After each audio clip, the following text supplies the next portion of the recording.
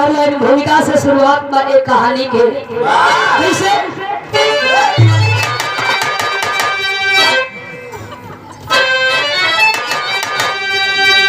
कर्म को ही प्रधान बताते सभी, कर्म अनुसार मिलता है दुनिया में फल। हे प्रतिष्ठानपुर के सुधरी साहसी, सूर्य से नेक महिपाल दानी प्रबल, अंग अंग उठती वीरता की लहरी, और जंग जैसी जो हरी जवानी रही,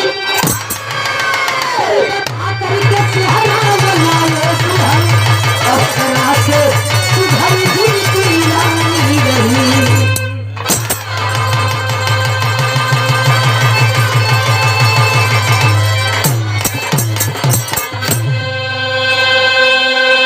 प्रतिष्ठानपुर के रहे वाला सूरसेन नामक एक राजा रहलन। और राजा के शादी कैले धीरे धीरे 4 साल के दिन बीत गई रहल। राजा बाप नहीं घर बनत, न रानी माई बनत बाड़ी। प्रजा हंसे राजा के देखे, राजा के बात समझ में ना आवे। एक दिन राजा धीरे धीरे जानत जानत बतिया के जान गइलन। ई लोग जब हमें देखत बा तो हंसत बा कि बुझाता कि रजवे में कोनो कमी बा। रनियमा के देखे प्रजा के लोग हंसे, कहीं ना कहीं बुझाता रनियमा में कमी बा। 4 साल हो गई बियाह कइले, रानी के कोख भराइल, राजा बाप बनलन।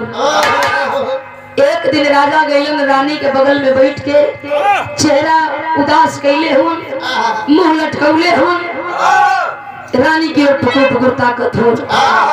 रनिया पूछे लगल, कहो स्वामी, ए राजा, 2-4 दिन से देखत बानी बड़ा उदास उदास खोल खोल सा चेहरा रहत बा। कोनो दिक्कत कोनो परेशानी होखे तो हम रानी बानी, हमसे ना कहब तो कैसे कहब। राजा रनियमा से कहे लगल, ये रानी का कही। प्रजा जब हमके देखत बा हंसत बा, मजा लेत बा कि रजवा में कोनो कमी बा, बाप ना बन पावत बा। रनियमा हंसे कहे, बे ई तो तुहार हमार मर्जी ना रहल। लगत बा कि प्रजा के मुंह बंद करे खातिर ये घर में बेटी चाहे बेटा के किलकारी गुजी, तबे मुंह बंद हुई। विधा में एक लाइन गजल के नमूना द्वारा बतावल गई।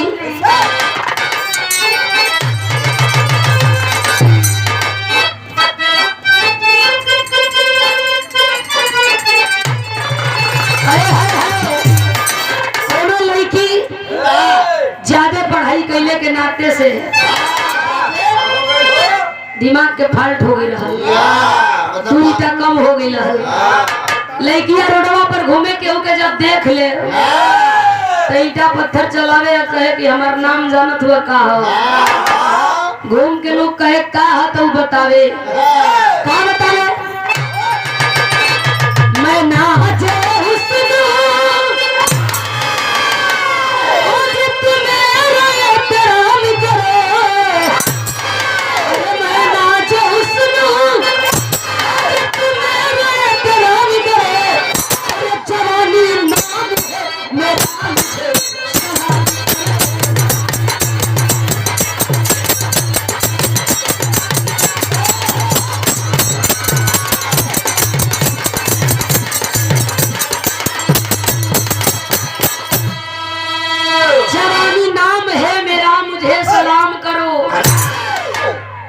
कोनो कोनो पागल के बात समझ में आ जाले। अब जैसे रात ही लोग ले जाए के चदरा उड़ो तो फेंक दे, भाव लिखल गई। अरे चाँद चिलमन से भरी जवानी में लग जाए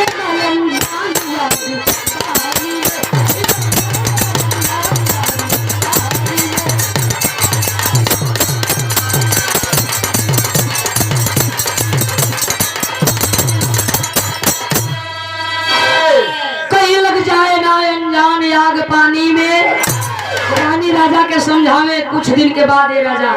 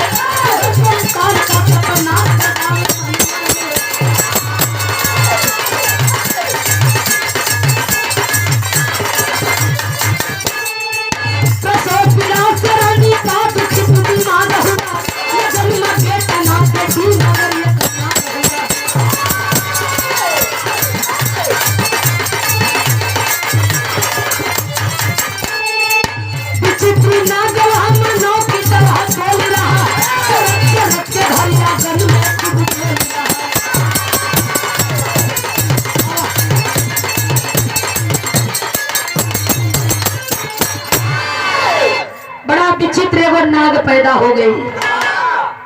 यही के कहल जाला कि समय बलवान होला, पुरुष होत नहीं बलवान, समय होत बलवान। रानी गर्भ से भइबो गई, 9 महीना के बाद एगो बाछा बाछी अबो गई, तो वो कीड़ा के रूप में आ गई। के हाँ करत बा, राजा के देखे का बड़ा इच्छा बा। कब देख लेती बेटा हो कि बेटी हो। दौड़ल गईलन दुवरिया पर से फिर लौट के जाए कौने मार छपियाए। राजा 2-4 गो दासी घरवा में से निकलली, हम उलट को गई। पूछो कहो मुंह बंद हो गई ना, बड़ा हंसत रहलू हजार। दसियवा कह सकी हाँ तो तोहरो बंदे हो जाई, चिंता मत करा। राजा पूछे बेटी भई बाकी बेटा। दसियवा कहे रानी अपने आँखी से जब देखियम, राजा जब अपने आँखी से देखियम तो दूध का दूध पानी का पानी हुई। हमहन कहले तो झूठ मानल जाई। ए राजा तू अपने आँखी से जाके देख ला। राजा चल हर बेचैनी मन में हो, जाके दरवाजा खोल के घरवा में जब हिलल बाड़न, रानी बेहोश बाड़ी, लड़का के पते नहीं खे। ये अपन सड़क के जाके बैठल बा एगो कोने। राजा का नजर गईल, राजा जब कीड़ा के देखलन हम मारल चाहत बाड़न, वह नाक फन खड़ा कइला, बोले लागल इंसान खाने बाप बड़ा तब बाप खानी रहा, नहीं तो लड़का जब अपने औकात पे आ जाई समझ में आ जाई। राजा साहब टुकुर टुकुर ताके लगलन, सोचे लगलन कि हवे त नागे, लेकिन बोलत इंसान खानी बा। पानी के छिट्टा मरल, रानी जगल है। राजा रानी दोनों जानी अपने करेजा के पाथर कैलन, नाग का पालन पोषण करे लगलन। धीरे धीरे 19 बरिस का लड़का हो गई, और जब 19 बरिस के नाग भइल बा तो अपने बाबू से एगो बात कहे लगल, गीत लगल हो।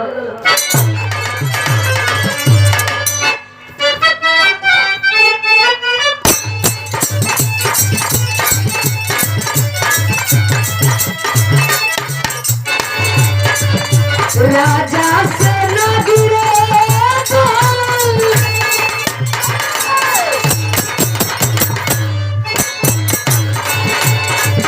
राजा से न गिरे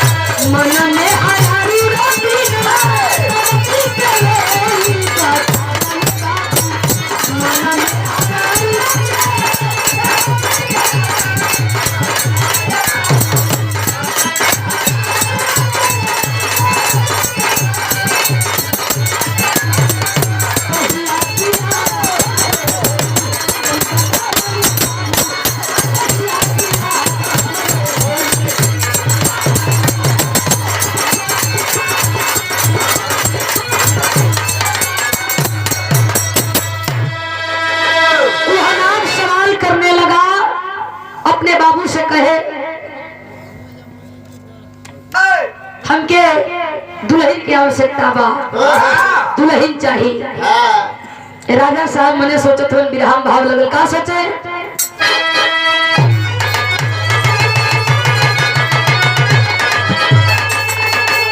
अरे दुल्हनिया कैसे वही कीड़ा के बनी, अरे दुल्हनिया कैसे कीड़ा के बनी।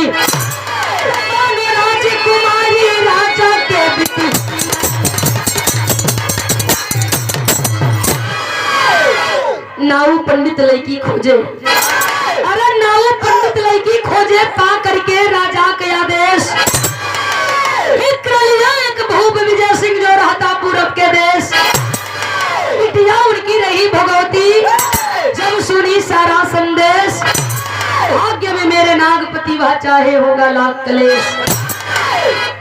लड़की खोजत खोजत पंडित जी नाऊ जी दोनों पूरब देश का रहे वाला भूप विजय सिंह वही भूप विजय सिंह का एक के बेटी रहल जिन्हें बेटी का नाम बड़ा शौक से भोगवती रखले रहल। वो भोगवती नाम का लड़की नाऊ पंडित के जात दखले बिया घरवा में से निकल के आई पूछे लगले बाबू के रहल कहाँ से आई लोगन। सारी बात के राजा साहब बतौलन तोरे रिश्ता लोग लेके आई हो एगो कीड़ा फतिंगी से बियाह करे के लोग कहत रहल बैठ के भगा दियाली। भगवती नाम का लड़की हाथ जो लहे बाबू बड़ा गलती कैले बाड़ा हमरा नसीब में वह नाग लिखल बा बाबू ठीक नहीं खा कैले आधा से ज्यादा उम्र तो हर बीत गई। घर मिलल तो बर ना बर मिलल तो कोई के बियाहे में एगो बैंड पार्टी सुध नहीं खे जा यहाँ फर्स्ट क्लास के बैंड पार्टी दूगो डीजे दूगो बिरयन के बिरहा दूगो लवंडा अच्छा दूगो हाथी भी रही इतना व्यवस्था हो गई। मालिक के मर्जी बा चाहे बेटा के सम्मान में बाबू के चाहत होखे चाहे भाई के सम्मान में भाई का प्यार होखे परिवार कहीं न कहीं संपन्न बा परिवार में एकता बा तबे तनी निक बरात आई बा। आज रनिया बुला लेलस जल्दी बुलावा दुई गोई गोजी लेले गइला से जाके घेर लेलन से वापस चलो रानी बुला रही है। पंडित जी गनगन गनगन कापत हो अपन पोथी चोरावा तो कहाँ चोरावा ई निकाल के दे दियो कि हम कह दे कि ना वही ये पंडित हो। पंडित जी के बरियाई से तमाम तो पकड़ पोथी पंडित जी अपन कैची छुड़ा इनके पकड़ावत हो कि कह दे कि ये नौआ हो। फसल दोनों जानी बालो जाई के दुआरे पर खड़ा भइलो गनगन गनगन शरीर कांपे डरन जे आज हमार जान चल जाई। वो रानी एगो पाती लिखा करके पंडित जी के हाथ में रख दिहलस लेके जाए के बाद सूरसेन नामक राजा के पाती दे देवे के बाद लेके चलो हर पंडित जी पति और पाती के दिहलन प्रतिष्ठानपुर के राजा सूरसेन के हाथ में राजा पाती के खुलवा के पढ़वावे लगल। पतिये में लिखल बा ए राजा आपकी बेटवा नाग का रिश्ता हमके मंजूर बा बियाह करे खातिर हम तैयार बानी। ये तनी बतिया राजा सुनलन हो खुशी में एकदम नाचत गावत हुवन राज्य में डुगी पिटवा देलन जो बेटा का बियाह हमारी सेट हो गई। फलाना तारीख के फलाने दिन पर बारात फलाने टाइम पर निकल जाई। सादर आप लोग आमंत्रित है। सब एकदम दुआरे पर आई बा नाचत गावत बा अपन लोट के सूत के बैठ के मनई खात हो। पहले ही से बारात कैसे निकलल है राजा के दरवाजे से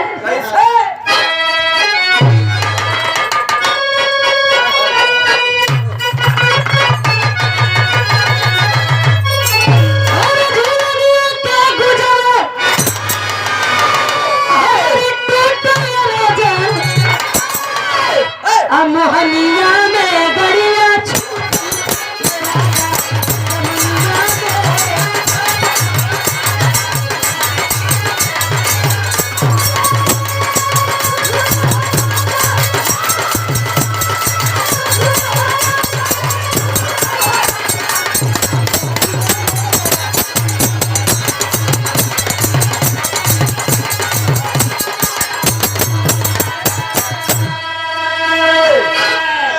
यहाँ तमाम प्रकार का बाजा बजल गवैया भी गौलन नचलन बतिया भी खूब कूद कूद के नचलन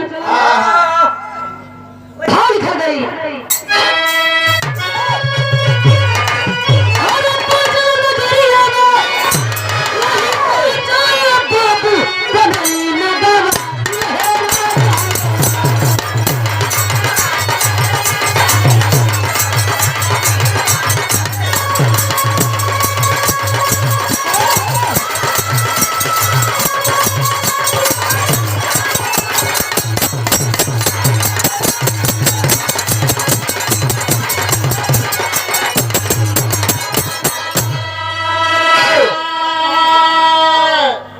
किनका है पगड़ी संभारत हुन सरक जात बा देखे सुने में इनके उनके बैठावे में कबो कबो गिरू जात बा उठा के फिर लगा लेत बड़ो तलवार हाथ में बा नगौ अपन टैटे बा जाके बैठल बा डोली में चार कहार डोली के उठा लिहलन चलल है आगे आगे घोड़ा हाथी चलल बे 56 प्रकार के बाजा बजत बा द्वारा पर जब बारात गई है पीढ़ा पर नाग बैठल है बियाह संपन्न करावल जात बा कैसे शास्त्र विधि से बियाह है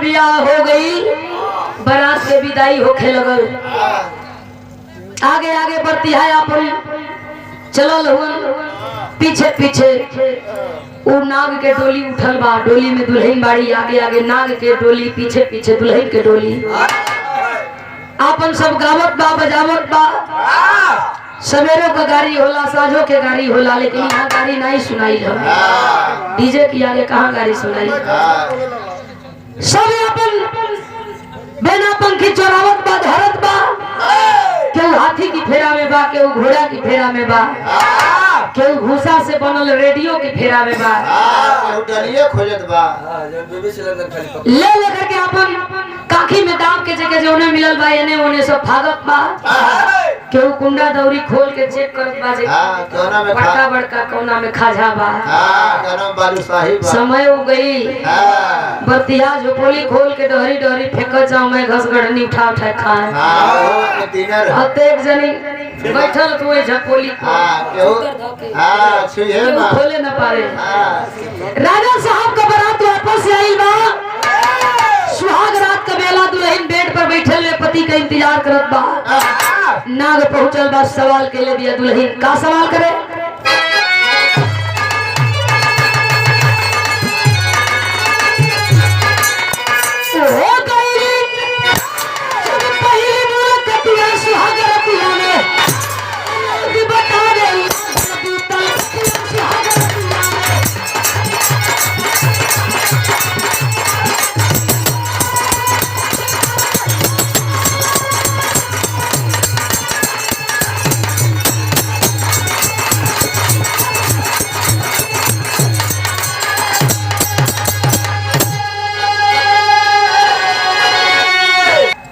आपसे मुंह दिखाई में 2-4 गो सवाल के जवाब चाहत बा सोना चांदी ना चाहिए सवाल कैले भी वह रानी नाग के शरीर मानव का भाषा नाग का शरीर मानव का दिल रनियमा अपने राजा से सवाल कैले बा राजा वो अपने रानी से कहता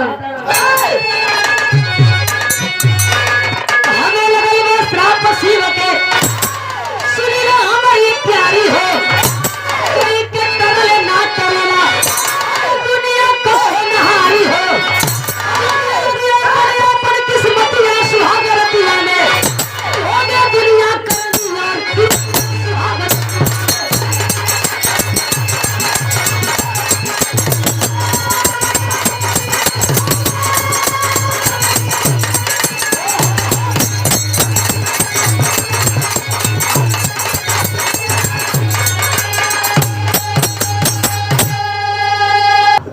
होला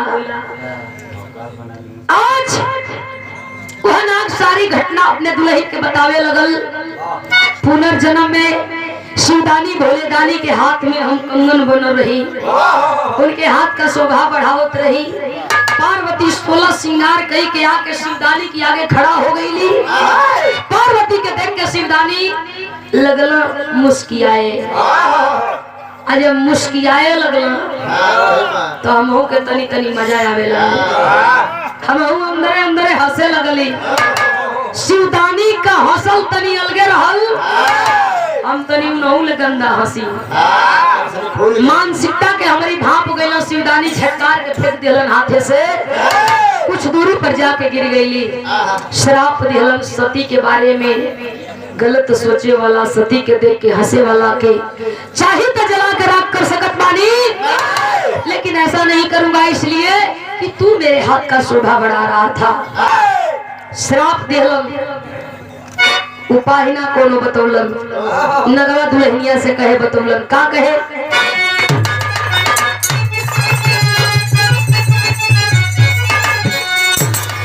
करी जोरी नाग से बोले पति यही न्याय सा।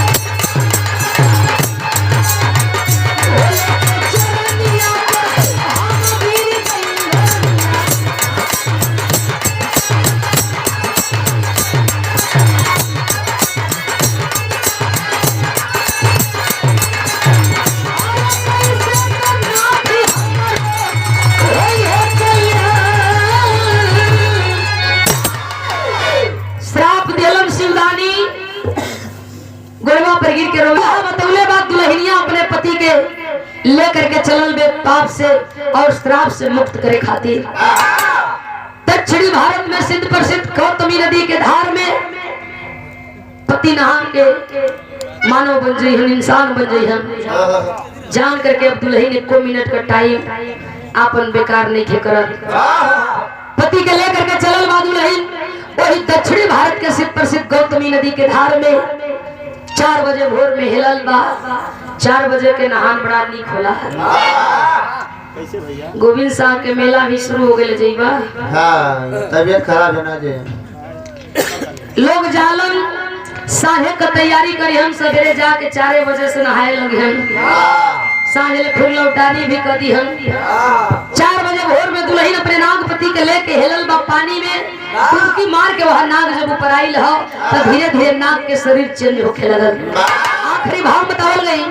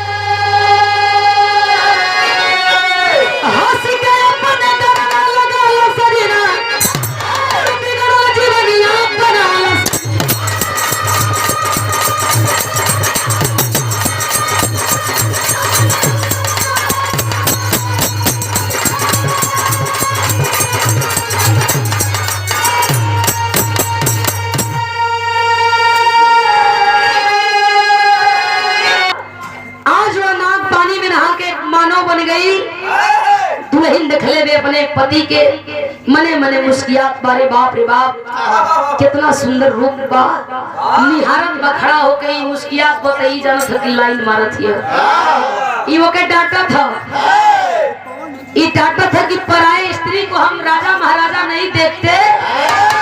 ए लड़की थोड़ा हिसाब में मुस्कियाया करो आप नहीं ऐसे लगाते। ताकत ही दादा ये चेंज का हो गई कि लगल इंग्लिश बोले ये तो हमके चिंते नहीं थे।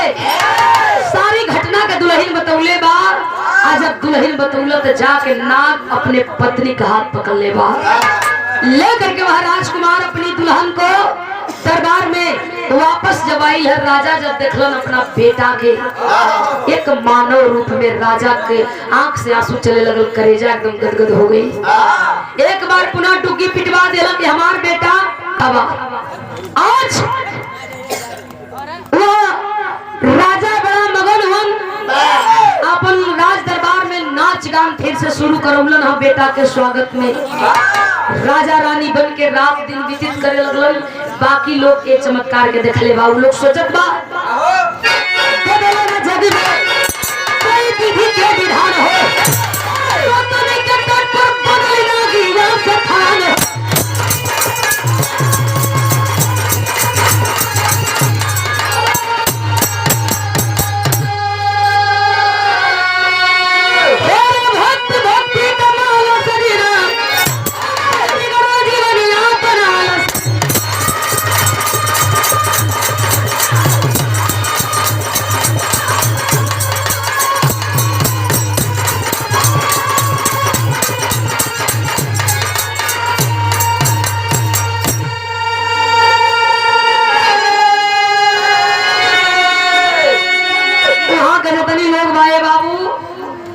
गौतमी नदी के घाट पर एक शिव मंदिर बनवा करके मन में आस्था भक्ति लेकर के पूजा पाठ लोग करे लगल।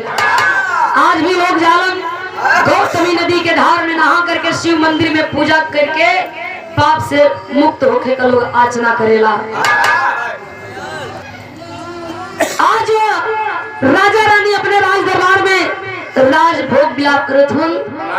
अब उहा के लोग उहा अपन चानी काटत हुन। कोई फोटो बेच के अपन दिन यापन करत बा, कोई हवन करा के, कोई माला बेच के, कोई नरियर चुनरी बेच के जिए खाए का सबके आधार मिल गई एगो नाग के चलते। आखिरी भाव बतावल गई कर्म प्रधान विश्व करी राखा जो जस करनी तस फल चाखा। ये दुनिया में जेकर जैसन करम बा ओके वैसन मिली चाहे जे कोई होके। आखिरी भाव बा